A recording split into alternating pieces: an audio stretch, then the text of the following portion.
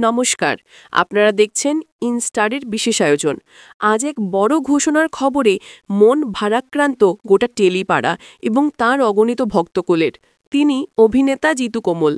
অপরাজিতর মতো বড় পর্দায় তুখোড় পারফরমেন্সের পর আবারও ভালোবাসার ধারাবাহিক চিরদিনই তুমি যে আমারের মাধ্যমে তিনি আমাদের ঘরে ফিরেছিলেন। কিন্তু দর্শকদের প্রতি তার এই ভালোবাসা সত্ত্বেও জিতু কোমল সিদ্ধান্ত নিলেন এই ধারাবাহিকই হবে তার শেষ কাজ।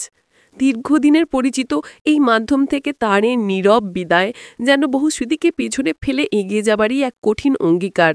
প্রিয় অভিনেতা এই বড় পরিবর্তনকে নীরবে মেনে নেওয়া ছাড়া ভক্তদের আর কোনো উপায় নেই।